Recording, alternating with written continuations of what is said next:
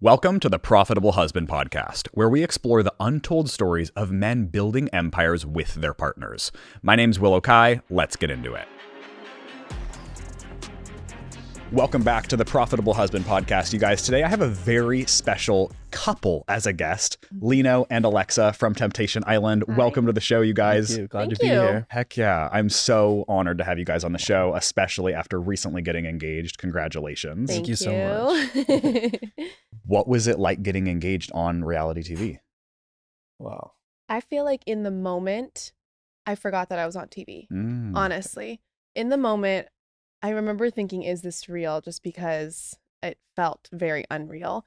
And I forgot that there were, 200 cameras lined up over here, the big bright lights. Like, I totally forgot about that. And it just felt like us getting engaged, right? And then recently when we watched it together, that was kind of a crazy thing to have to watch that back or get to watch it back. And having so many fans reach out to us and send me pictures of them crying as they're watching it. And that's really special that they're crying with me. Yeah. So. For me, it was a little bit of a different experience because I knew that I wanted to get engaged. Maybe not on the show, but as it got closer to the end of filming, it became more real. But there were so many moving parts. You're on a TV show. Yeah. So you have no control. I didn't even have control over my lights when I was going to bed at night. So it's is this really going to be feasible? How can I make it work? I still want it to be special because it's a moment that we're going to have forever. So Yeah. all of those things running through my mind. And then 2 days before was basically when it became official because they were able to get me the ring overnight shipped from LA to Hawaii. So that finally came to fruition. I was like, okay, so I guess it's happening.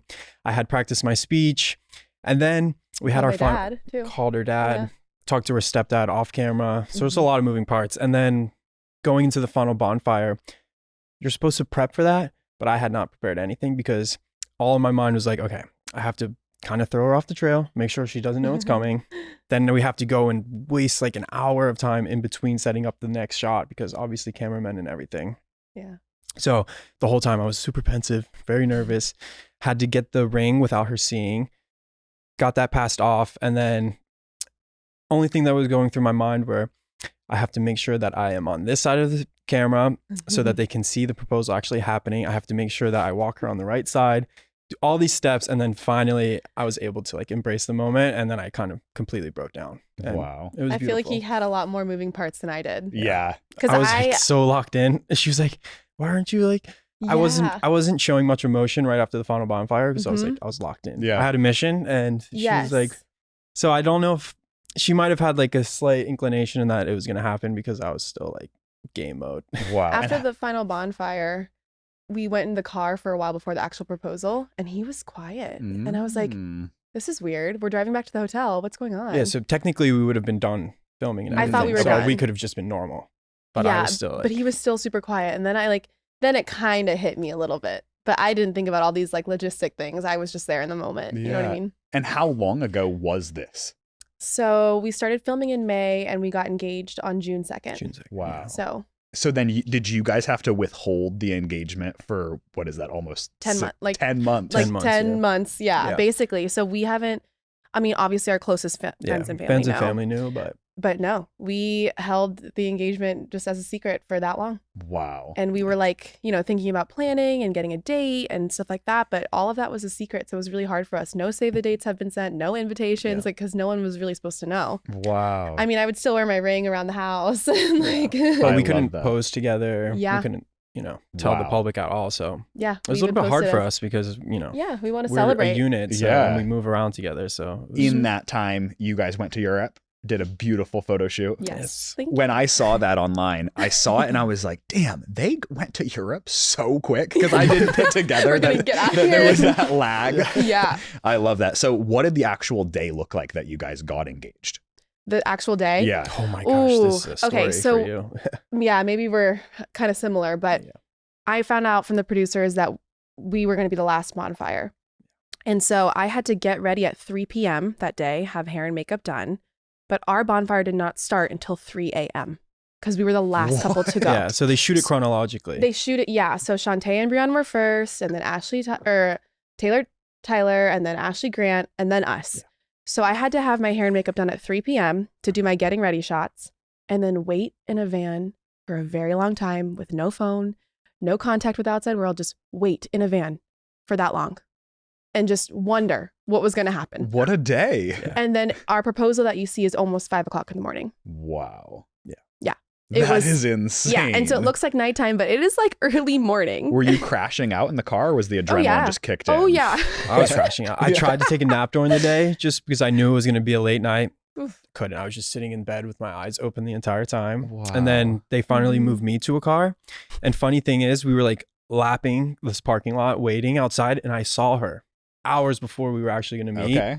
I didn't Outside know of the this. car, and they were like, don't look. So they were trying to keep us shielded from each other, but I think I had to go to the bathroom or something, just sitting in that van. And then Lino saw me walking. I saw her and I was like, oh, this So it is was a real. long day. I love that. It's a lot of anticipation. Yeah. Mhm. And from a relationship standpoint, so my wife and I have been together for 13 years. And out of, genuine curiosity, what brought you guys to making the decision to going onto a show to essentially throw yourself into temptation? Right. Yeah. So I feel like everything that I said on the show was pretty accurate. 3.5 years in, we kind of hit this point of like, we're 28 years old, Yep. 3.5 years. What's the next step? Right. And we were having some issues. And it was kind of like, you get to the point where you're like, am I wasting time in this relationship? Like, am I going to end up with this person? I'm dating to marry at this point because we're kind of hitting that point in our lives where we're dating to marry. Yeah. And so this kind of felt like if we could get through this, it felt like you could get through anything. And if it truly, sure, it was a scary thing to put your relationship on the line, but if your relationship didn't work out, then it wasn't meant to be. And if that's cheesy, it's cheesy. But I just knew if we didn't survive this, then yeah, it wasn't meant to be. And then we can move on with our lives. And, Now we're here. now we're here. It worked out. It was right place, right time too. Yeah. We didn't seek it out. Yeah. We were recruited. Mm. But during that time, we had recently had a big fight because we had just moved again. Okay. Alexa's a travel nurse, so moving city to city almost every 10 months to a year. Yeah. It's difficult. I do like health coaching, personal training, so I'm able to be flexible, but it is a business where you have to build a clientele. So Yeah. each time we move, I have to build another clientele. So it's not the easiest thing, but it's doable. And Totally. I was always willing to do that because I saw a future with us. But that last move was pretty difficult, and we got a DM in our Instagram and At the right time. at the right time, and we Crazy. were like, okay.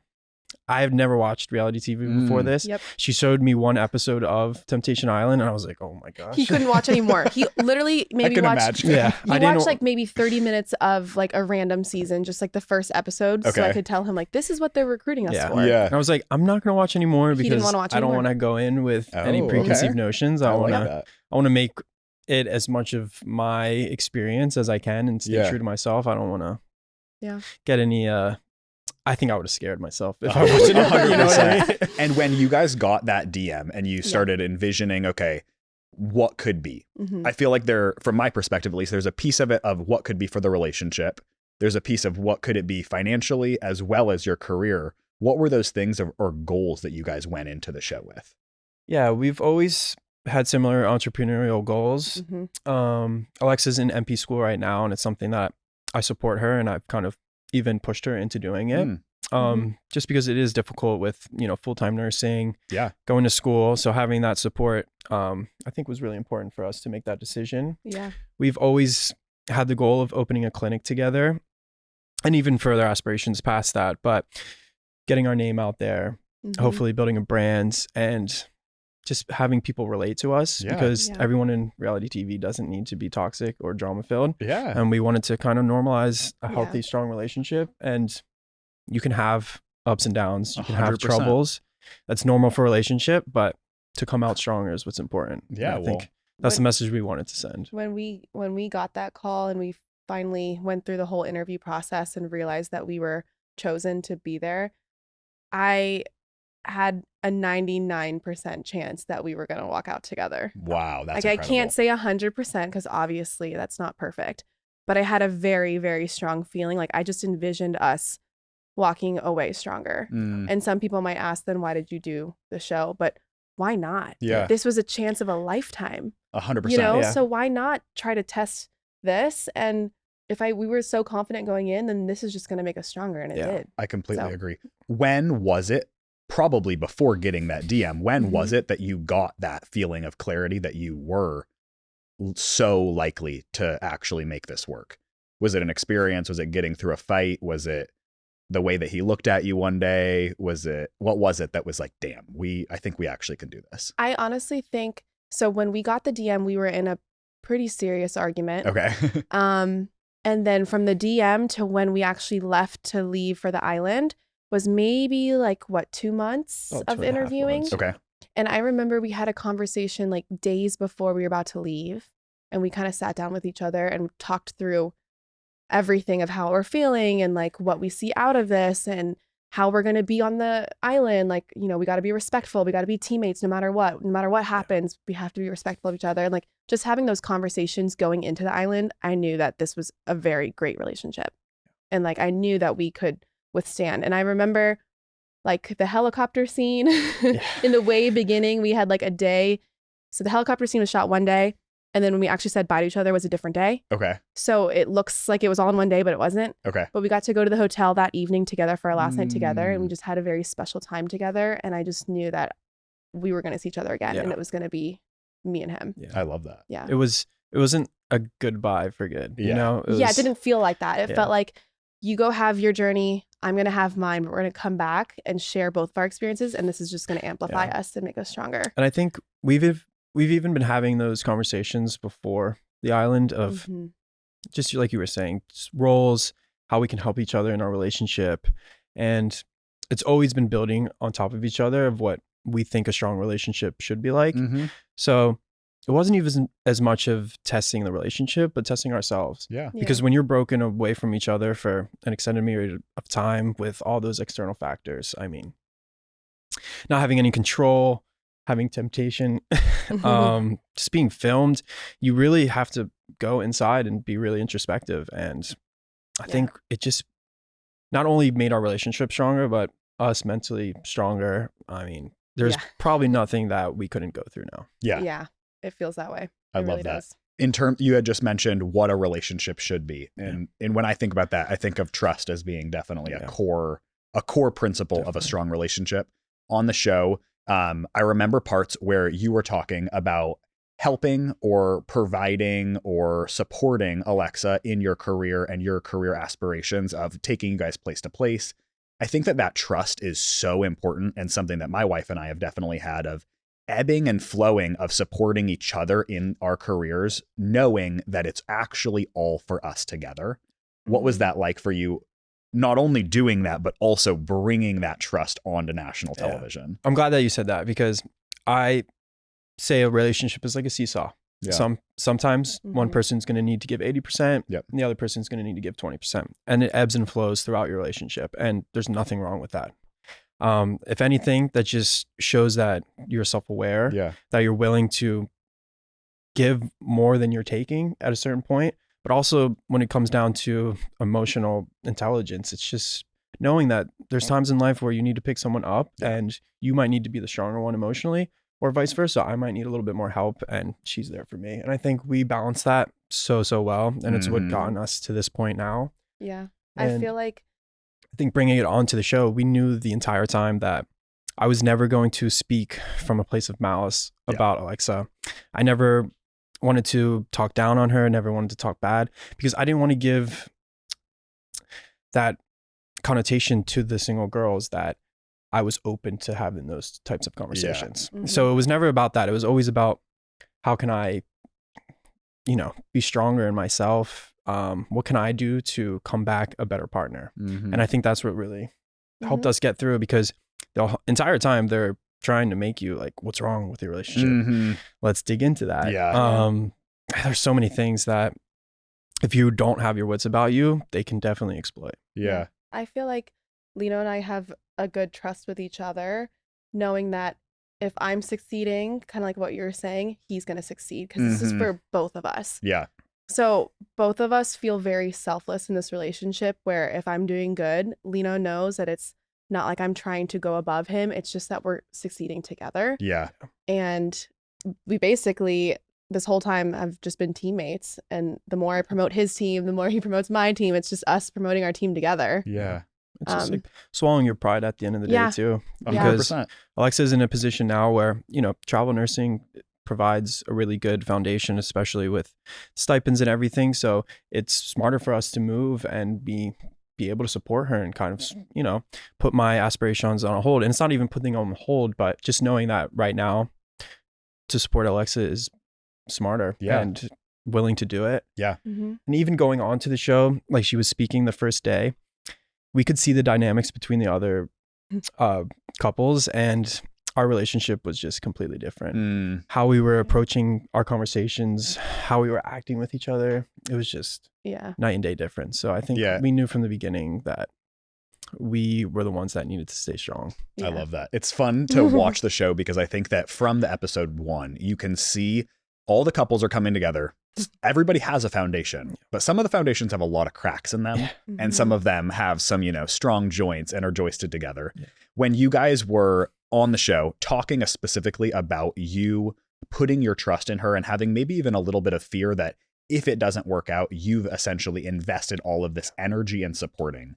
The way that I look at it a lot of the time is that in a relationship, there is a builder and a supporter, and that those roles can actually completely switch, especially when you look at a relationship being ideally a really long time. I think it's very easy to get pigeonholed into like what's happening right now, what's happening this year, but realizing that we're ideally looking for a 50+ year relationship with this person, those relationship, you know, roles are going to ebb and flow. Do you feel like right now one of you guys fits the builder and one of you guys fits the supporter? Yeah. I definitely think right now Alexa's the builder and I'm the supporter. And it's funny because before our relationship, I always thought I would be the builder. And even my aspirations, I feel like I'm always have wanted to fit that role, that general role of the builder. But it's honestly, it's taken a lot of me to understand that being a supporter is just important, just as important. And because I wouldn't be like, there's the one thing that he said on the show, which I think was a little bit controversial for some people. Definitely. Like, you know, Lino said at the bonfire, I believe, I've given Alexa all of these ideas. Like she wouldn't be here without me. And I don't think he should get any hate for that because they also clipped a lot out of it. He clipped a lot of that. But it's true. Yeah.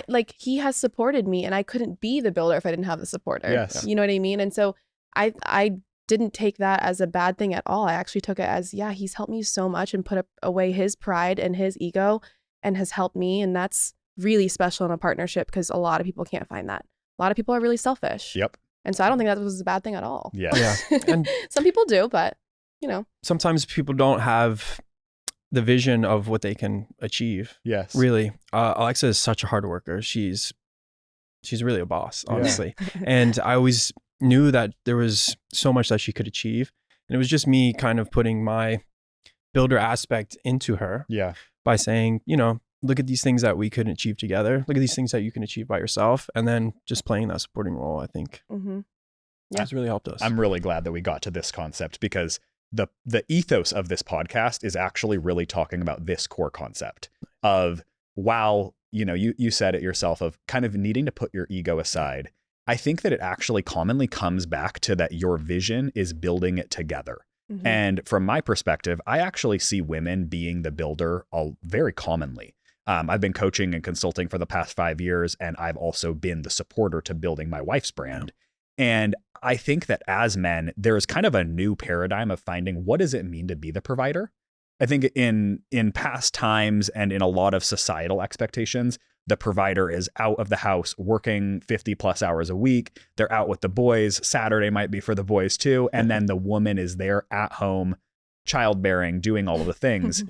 But that doesn't need to be how it is at all. And in fact, I think that a woman as the builder is really able to navigate a crazy amount of change, and that us as men have a whole new set of responsibilities to help that vision come to life together as a family unit.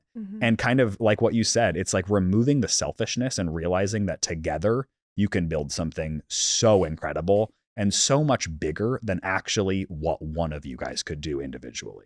100%. Yeah. That was spot on. Yeah. That Thank is you. spot on. Mic drop. We can be done. Literally. Right, We've literally. been speaking about this for Yes. years now, honestly. Yeah. And even before Mhm. coming on, we were kind of touching on it. It's just, Mhm. we live in 2025. Yeah. It's a new era. Yep. And even from a business standpoint, brands align themselves with, we live in a woman's digital era as well. Yep. Whether it's social media, Mhm. anything, brand image. A And, lot more women's brands. Yeah. Mhm. 100%. Yeah. and it's just navigating that and knowing that supporting Alexa is going to ultimately get us to our end goal. Yeah. And Yeah. And my success is his success. Yep. So I don't feel like I want to share everything with him. Yes. Yeah. So 100%. And And I then- think that when you get to share those things, and like, let's say we go into the future and you guys are building, maybe businesses, the clinic, a family, all of these things, his successes being yours is 100% true. But also you can start to have these shared successes that are like within your relationship of maybe you getting booked onto a podcast or you getting booked into a magazine or something like that, that then when you do them together and mhm. you can get to celebrate those moments together, I feel like it makes it so worth it. 100%. Are Yeah. you guys, you said you're both 28? 29 now. Now 29, Okay, yeah. Nice. Well, I just turned 28. Nice. My wife and I have been together for 13 years. So we started Wow. dating a long time ago. Yeah. We have ebbed and flowed in who the builder, who the supporter was, but we've supported each other the entire time. And I think that that has looked like supporting each other when we're working shitty jobs at a restaurant, supporting each other when we're like trying to make it in tons of different professional skills. All of this to say that the independence that you spoke about on the show of wanting to find Mhm. is always battled by codependency. Mhm. And I'm really curious your guys' perspective on battling the codependency, but also potentially seeing it as a positive in your guys' relationship. Yeah. I think I said this at the final bonfire too. I thought me feeling, so when Leo and I first had to be separated, I was struggling to feel like myself. I just did not feel like this boss Alexa that Lino sees me to be. I didn't feel like that at all. I felt alone. I felt it was really hard. And what people didn't see was me crying all the time. I cried a lot, but I blamed it on codependency. I'm like, how do I function without Lino? And I realized like, it's not that I'm codependent. It's just that the support that he gives me and like the relationship that we have is such a powerful thing in my life that when that's taken away from me, it's really hard. Yeah. And it's not that I can't do all of these things. Like I am in school. I'm on my second semester now. Hey, So we're nice. getting there. I am working. Like I can be by myself, right? But I don't want to be because I've had this such support system. And so it wasn't, at first I thought I was truly codependent. I kept telling the girls like, guys, I don't know how to function without him. Yeah. But I easily, like throughout the time there, I realized how I was functioning without him, how I still was thinking about him in every single conversation that I had with every guy on the show. And like, that's just because our relationship was that strong and that special. And it is a hard thing for people to balance codependency Yeah. versus independency. Yeah. I think they intertwine because Yeah. I believe going into a relationship, you need to be independent. Mhm. You need to be confident in yourself. Yep. You need to have self-love. You have to have that self-esteem. And I think being around so many people in different places in our life, different relationship struggles through the show, I could see that, a lot of these people are going to relationships before they're okay with themselves, before they are independent. And then I think that breeds just insecurities that then bleed into your relationship. Yep. And then that can cause a negative when it comes to codependence. But for Mhm. us, I feel because we are independent when we're separated from each Yeah. other, the codependence is really which strengthens our relationship. Yeah. Yeah. It's something good. Yeah, not 100%. negative. But Yeah. it can have a negative connotation as Yeah. well. I think Yeah. it commonly can have a negative connotation, Yeah. like you said, but in actuality, it can kind of be beautiful if Mhm. like codependency can be a positive thing if the individual personal development comes and grows with it. Right. Yeah. Where if you guys do something together, if you guys open up a clinic in Florida or do that together, there's gonna be codependency, and that's good thing. Like you Yeah. guys are doing something together that you love, that you get to share. Mhm. But I think that where people can sometimes go wrong is that the codependency overrides all the personal development and doesn't leave room for the individual growth inside of the relationship. Mhm. It has to be both. Yeah.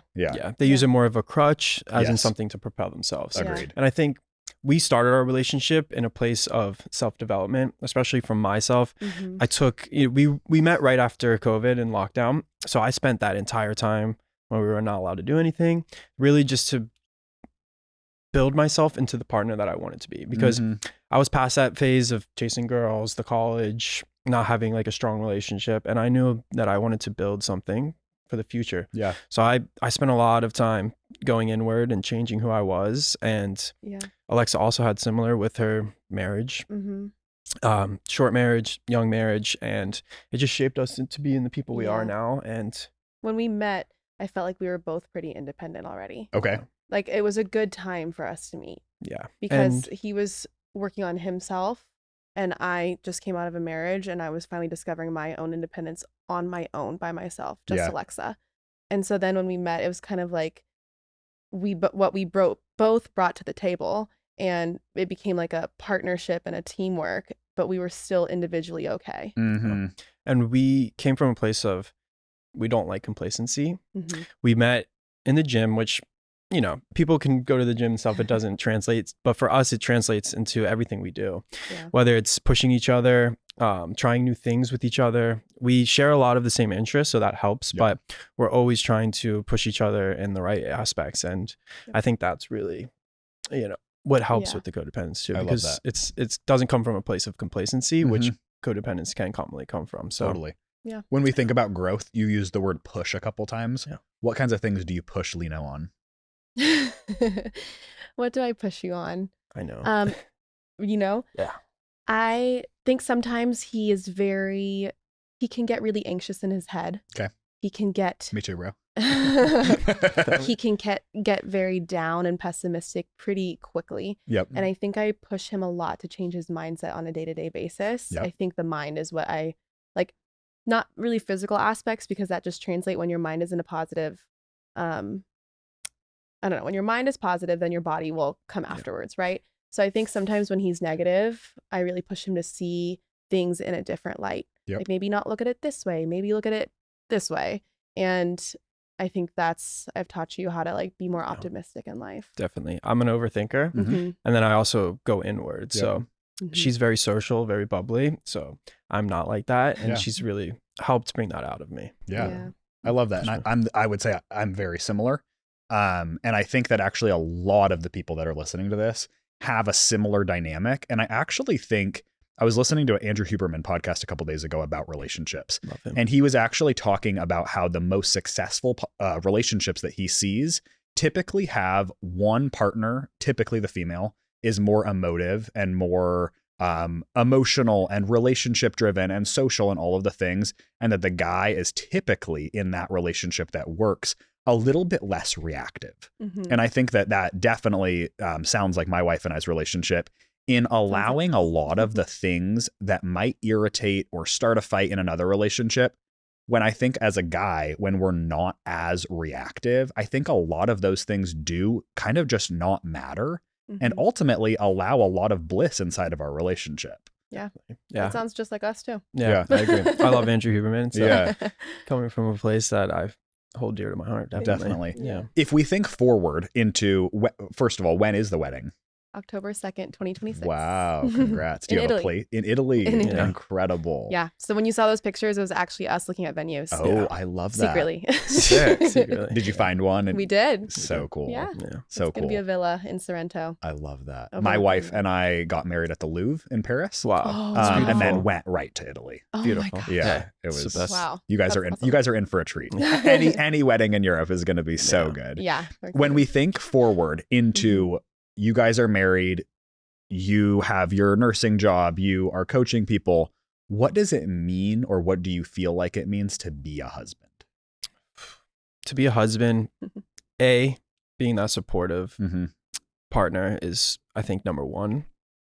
Two would be allowing yourself to fully give yourself into the experience of being a husband. So like you said, everything is an ebb and flow. Yep. So making sure that whatever role you are in at that current time, you're doing to the utmost. So if it's while we're building a business together, just supporting Alexa the way that she needs, or vice versa, when we're having kids, me really taking the reins and holding down, making sure I'm supporting her in everything. And really past that, I think being selfless. Whenever I put myself, whenever I put Alexa before myself, Mhm.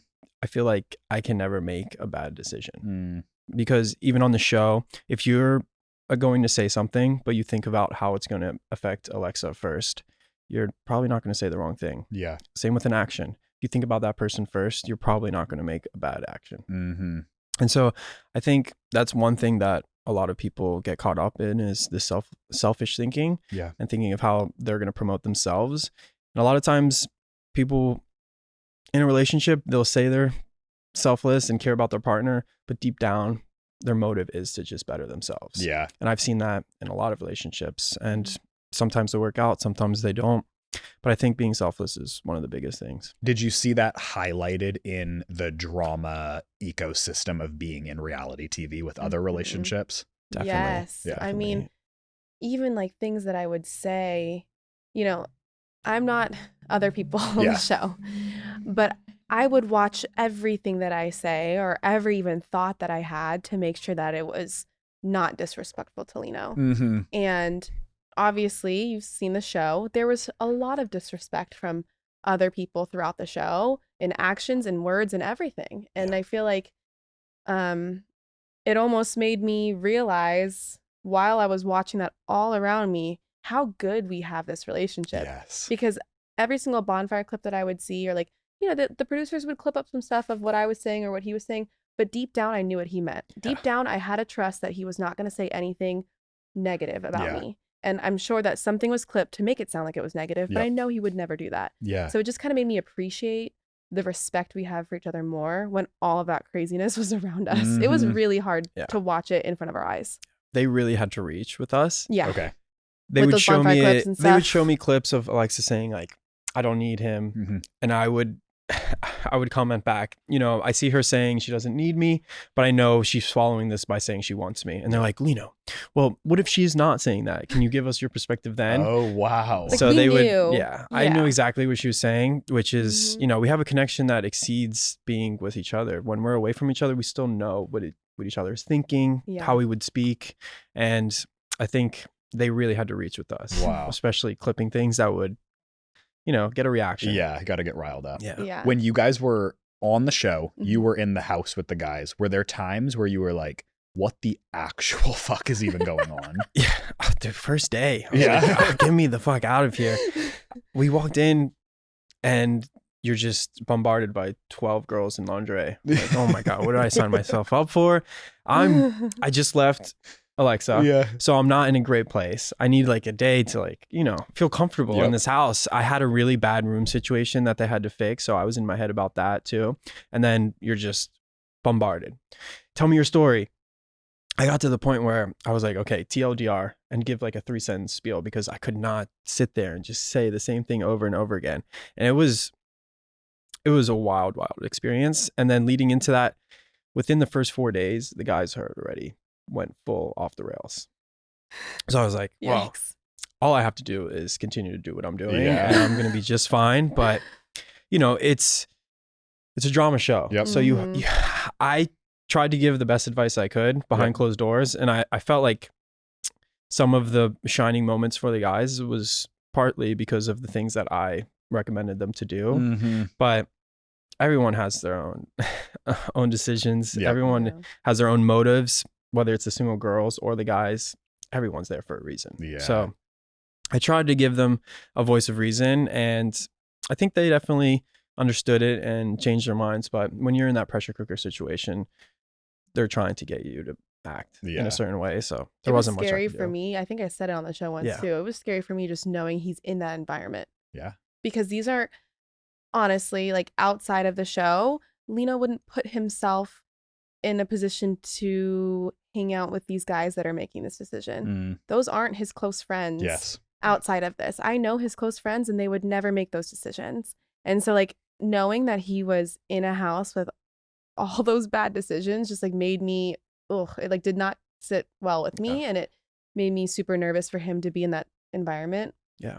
Not because I didn't think he was going to do, not because I didn't trust him or like thought that you're going to do something. It's more so because I knew you and knew that you were like, get me out of here. Like deep down, you probably had a feeling of I don't support the actions being done here. I felt very isolated and alone at times because I wanted to stay true to Alexa. I didn't want to disrespect her and I wasn't having fun. Yeah. Everyone else was having fun. It's like at the early stage of like the day, 2 or 3 where it starts to get kind of crazy. At that point, when you were in the house, did you know the other relationships weren't going to last? Or like, was there a time where you were like, there's no freaking way they're coming back? I knew 2 of the relationships before we even started filming were not going to last. Okay. Because of the dynamics. I felt like I had seen these people in my regular day-to-day life.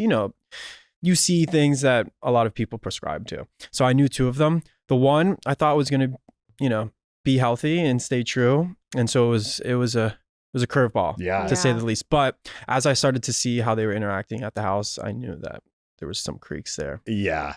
But it's because they were allowing themselves to have fun, get comfortable in that situation, think that this is what you're supposed to be doing. Yep. And, I don't think all of those actions would have happened in the normal world, obviously. But, just because there's cameras doesn't mean you have to do something. Yeah. But we wouldn't have a show if there was no drama. So totally. I also, I empathize with them as well. Yeah. I love that. Now, for all of the people that are listening to this that might feel like they are in a similar place of their relationship, feeling like a pressure cooker. They're not on a show with 12 women in lingerie, but their careers are giving them challenges. Where do they live? Are they needing to move? There's all of these things that inside of a relationship feel like they add pressure. Do either of you guys have any tips for them of kind of how to make it work? I think the first thing that if someone is feeling exactly what you said, the first thing they need to do is look internally. They need to really, truly evaluate, am I doing things in this relationship for a selfish reason? And I think that takes a lot of looking at yourself. Am I doing this because I want to promote us as a team? Am I doing things because I want to promote myself? Am I willing to be a supporter or a builder in this relationship, and who is it? So I think a lot of these pressure cooker situations, I think instead of couples pointing the finger at each other, they need to really look internally, and I think they'll find a lot of answers there. Yeah. And I would say communication. Biggest key. We had good communication going on to the show, but even better now. Because if I inside feel that if I say something to Alexa that's going to elicit a certain reaction, make her feel a certain way, it almost tells me now that I need to tell her that. If I feel uneasy about it, then I need to be upfront about it because then we can work through it. Yeah. If I keep that inside, I feel like so many people in relationships, they boil it till it gets to a breaking point, especially with like wanting attention, cheating outside of a relationship. Yeah. It's because you're not willing to say, hey, maybe I need a little bit of attention right now. Yep.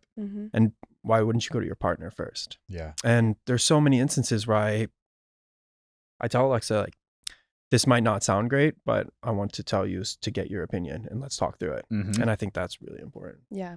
And I think that's also on me for not being selfish and taking things personally, but realizing the other person has my better interest in mind. And I think a lot of people struggle with that. They take things really personally. But if you're truly a team and you want your team to succeed, you're going to understand that this is criticism or something that you can work on. And that all still goes back to selflessness. In relation to the show, again, we would never say anything to the single people or the other couples that we hadn't already talked about. Yeah. And we saw a lot of those conversations happening that those couples probably never talked to each other about. And I think communicating with each other about the issue or why you have an issue is huge. Yeah. And everyone has motives. If I talk to a single girl about some relationship strife, she could be supportive or she could have other motives in mind. Yes. And so it's better to go your partner first. Yeah. Always. I love that. You guys definitely seem like you have a good maturity when it comes to forecasting and thinking about your relationship. Did you guys grow up with a role model specifically for a marriage or a relationship that comes to mind? So I didn't really. Love my parents, but I actually grew up with something that I guess I didn't.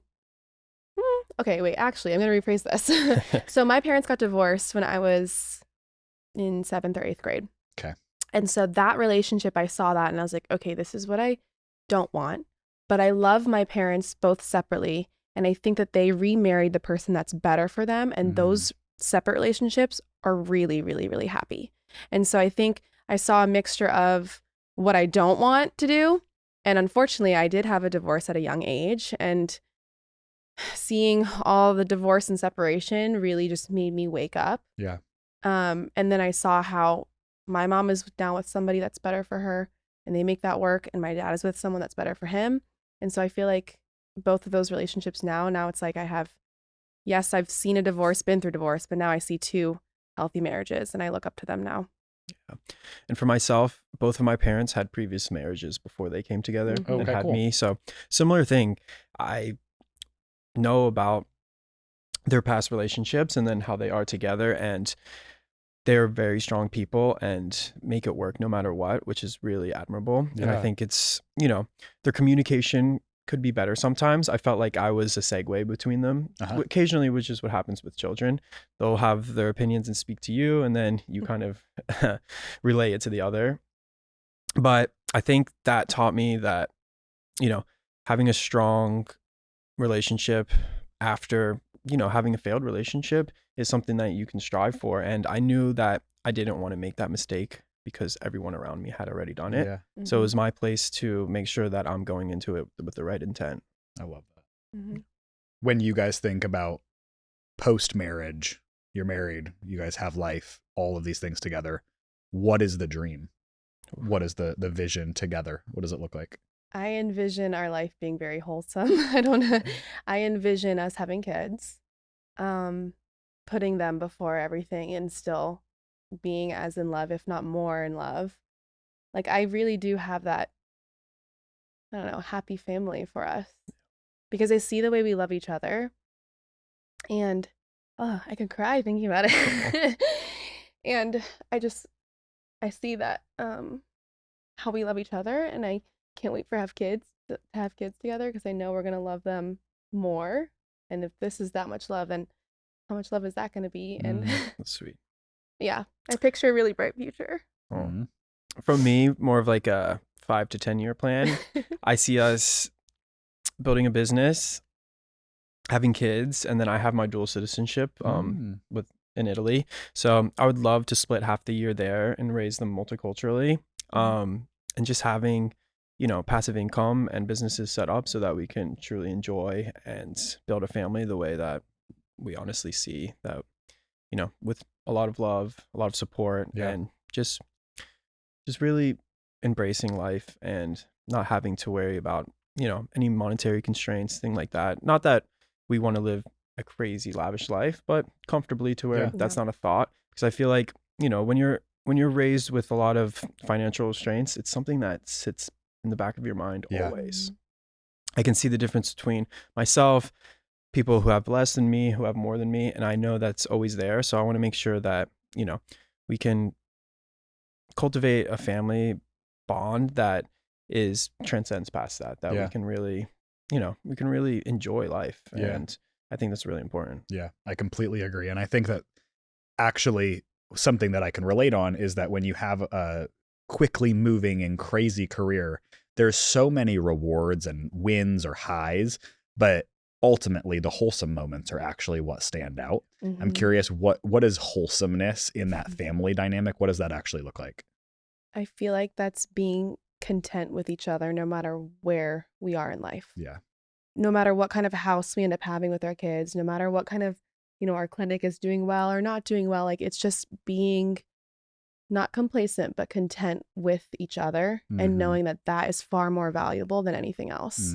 Having that quality time, having a real family love, like that's what wholesome looks like to me. I think exactly what you said, trying to balance the go-getter achievement, goals, rewards with I'm content in this current situation, this current time, and just being able to enjoy that, being able to switch off, I think is really important because right now, honestly, we have been very much go, and it can it can get in the way sometimes. We Definitely. haven't allowed ourselves to really, spend some of our weekends the way we'd like, because it's like go, go, go, especially right now with Yep. everything happening. So I think finding that balance is so important. I completely agree. Mhm. You have to slow down when you Yep. live such a fast-paced life. Yeah. Mhm. I am definitely a firm believer. My wife and I were living in LA. So when we started our careers in COVID, kind of took off in TikTok era, Nice. and then moved to LA, tried to let the careers flourish. Mhm. And then similar to you, I'm super in my head. And LA wasn't serving me at the time. So I was like, Mhm. babe, let's go live in a wholesome life. So now we actually have a big wooded, wholesome property up That's in Washington beautiful. State, blueberry farm, all of this stuff, to really allow those slow moments to be just honestly like magnificent. Like when you Right. are there, you're alone, you hear the birds and the trees and things like that. I think that to me, that is so important, Mhm. and you have to have the duality, especially you guys right now are in a season of growth. I can't even imagine with the PR and the buzz and all the hype and people like me randomly DMing you being like, come to my podcast. When you have all of that craziness to balance it all, you have to take those slow moments, especially within a relationship, I think very, very often.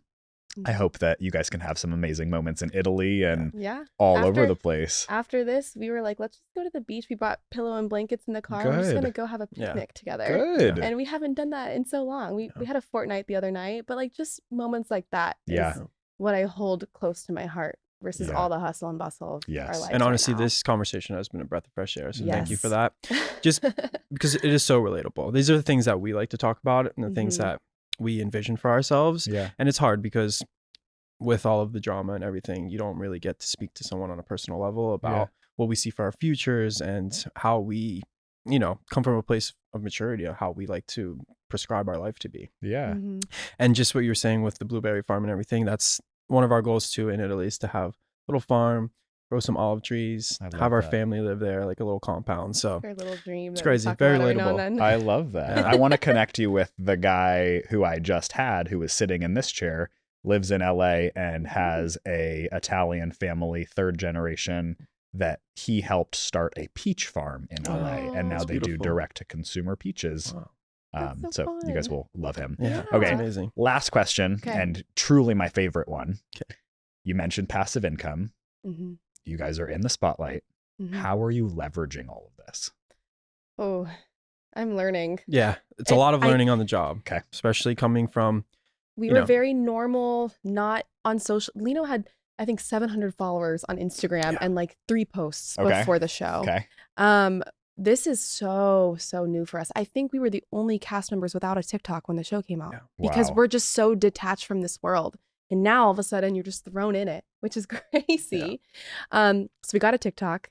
That's like one step. Okay. It's been doing well. It's too. been doing well. Yeah. I'm talking to a few social media agencies to help me navigate this whole entire thing, Okay, cool. which I think that's going to help in the long term just Uh-huh. to have them. And basically, like, we're just teaching ourselves, reaching out, networking as much as we can. Yeah. I mean, Thinking of planning content that we think is going to provide value. yes. Because we don't want to be another just, first of all, we don't want to push anything that we don't believe in. And we also Mhm. believe that to cultivate an audience over the long term, providing value is important because for me, it's very hard for me to follow someone if I don't see any value. So Yeah. Right. I want to give the same thing to my viewers. And we live in a social media age where women are on the forefront. Yep. So for me, again, being the supportive role, we are a couple in a unit. So I know that if Alexa's doing well, Mhm. I'm there just to help. Yeah. And I'm really trying just to just support. genuinely show our followers and the people that are fans of us our genuine life. And like, they support us because they love that we're wholesome. Yeah. And so I'm trying to show them like these wholesome moments that we do have. Like, I want to, video that for everyone to see because it is truly us. And Yeah. so I think just finding a balance of, being genuine, Hmm. providing value to our followers, and understanding like what the reason why they're following us. It's because they love our love story. Yeah. And I want to show that to the world. yeah. And individually, Mhm. some of goals for me, turning my in-person training and coaching into more online platform, Mhm. as well as just showcasing my lifestyle, whether that be fashion, travel, things that way, and segueing it to, each other, because we really have a passion for wellness. And so, like we said with the clinic, Yeah. we want to be able to travel, maybe go and review, find what works and what doesn't work, At and other being able to clinics. help us build our own Mhm. business out of that. Wow. And hopefully monetize, Yep. the exposure and be able to provide, valuable content to Yeah. people. Yeah. That's Mhm. incredible. Mm-hmm. And if you ever want help on the taking your fitness coaching, stuff like that, Definitely. virtual, know that I could help you That blow That would be that up. awesome. We talked about that before. I was like, I need to ask some questions. Yeah. What Yeah. kinds of questions do you have? Everything is just so new right now. Just setting up my funnels and my processes to make sure that once that I do announce and put it out there for my audience, Yeah. that I'm able to translate it into actual value and sales, because Yeah. there's a lot of, we love that, and let's do that. But even from my in-person, if you don't have your processes set up, there's a lot of that you can leave off the table. So I Yeah. want to make sure everything's set up properly and that I'm providing as much that I can, I and love not over promising and under delivering. Yeah. Yeah. I love that. The online coaching world is definitely infinite, Yeah. especially right now. I think with you guys being in the limelight and or spotlight, limelight, I don't know, one of them. One of them. With you guys being in the media's eye, also having that wholesome love story, I think is actually the piece that binds it all together. Because when you think about the narrative that's on social media, you see a lot of guys that are like jacked and they have like their OnlyFans girls with them and like all this stuff. But that, and like, that relates to some people, Yeah. but also like a lot of people are thinking about, like, how do I become the best version of myself for my partner? How do I get, healthier so that I can provide more? How can I have more energy for my partner? So I think that using you guys' story of finding love in the gym and all of that to allow your clientele, whoever they are, to just want more of you guys. That's like the Mhm. key piece of coaching that I feel like I've found, is that people that find you online, they might find you from a reel. Maybe they find you from this podcast. They just want to get more and more intimate, because most people will never be able to have this kind of conversation with you guys, Mhm. even if they're willing to pay for it. Yeah. But by buying your coaching program of teaching them how to, get jacked or whatever it is, like something Yeah. that gets them closer. And then maybe they love your guys' story, and it could ebb and flow into like higher ticket one-on-one coaching, or maybe you guys have a couples retreat in Italy. It's like, my biggest tip is to just start with messy action and just allow it to see where it goes. Mhm. When my wife and I started, I was working at a social media agency. She was a virtual assistant, which is pretty much like a virtual secretary. And we both just dabbled in a bunch of different skills. She found web design. I found marketing. That was kind of like, okay, this is what we're going to do. We tried to become Instagram travel creators with classic like 2015 travel Yeah. creator era. That didn't work. And then we just threw ourselves into online business. And then right in 2020, I was like, babe, I was pushing her. I was like, babe, become a freaking coach. She had just blown up on TikTok looking for clients for web design, but the response was actually completely different. And all of these people were like, how do I become you? Wow. How did you great. do this? How'd you teach yourself? All of that stuff. And for a lot of people listening to this podcast right now, they are actually thinking that same thing. I Mhm. want to be Alexa and Lino. How do I get a relationship like that? How do I get a guy that loves me like that? How do I support a man like that? Mhm. And you guys get to kind of like ride that wave. And I think that doing that and bringing people along as close as you can to just get closer and closer to you will show opportunities to launch new things, to come out with new ways to monetize. And right, like what you guys said about when you went onto the show, you were like 99% sure.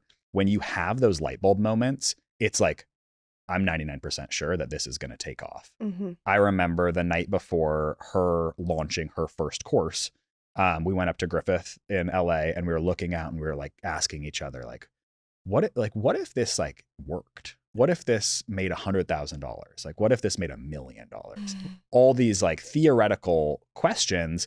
And then being in a tight relationship, we're like, thinking, what would that do for us? Like, do we get a new apartment? Would we move? Would we check off these bucket list ideas? And we had no idea what it was going to be. But then it did work, and it worked. And then we launched another one, and then we launched another one. That's and now we've awesome. done 5 and are both working on our new things, even like this. And I think that it truly just brings you to your next piece. And when you have the heart of looking for impact, of looking how to impact other people, you clearly are already doing that with just being involved in health. When you have that heart, the impact, I think, just literally gets bigger and bigger and bigger. The course space, the teaching space, the relationship space, you guys have so much opportunity ahead of you guys. It's amazing to hear. Yeah. Honestly. Yeah, that is really coming from a person that, like you said, takes that messy action and the one thing builds onto the other. 100%. And it's really just having that vision that, that end goal is in sight and it might change and you have to be adaptable. But Yeah. it's a lot of the conversations we have. Yeah. I love that. Well, thank you guys for being on Thank here. you so much. This for has been having a us. super refreshing conversation. And Honestly, it's Yeah. been the best. This has Oh, been the good. best conversation. It's nice so not far. to talk about drama, but talk about real, relatable things. yeah, there's a sea of drama. And I think that as you guys are probably realizing, even as your guys' social audiences are building, there's a lot of drama out there, and that you guys actually are able to be that light at the end of the tunnel, that people that are in relationships that are looking for how do we maintain our relationship, how do we build this into something even more beautiful, rather than succumbing to the, man, my wife's been, for better words, been kind of a bitch to me lately, and like I see this clip and like, we could break up. Like that doesn't need to be the reality. Yeah. You Right. guys actually do get to show people that relationships do work. Even if it's not your first, you can find one that is truly your twin flame, your life partner. So thank Yeah. you guys for being here with me. That's Thank you for beautiful. Thank having you so us. much. This was Thank awesome. you. That's it for today's episode of the Profitable Husband Podcast. If you're ready to step up, support your wife, and build real wealth together, make sure to subscribe so you don't miss what's next. For more strategies on business, marketing, and becoming the strongest leader in your household, follow me on Instagram @WillowKai. And if today's episode hit home, share it with another man who needs to hear this. We're building a movement one profitable husband at a time. Thanks for tuning in, and I'll see you next episode.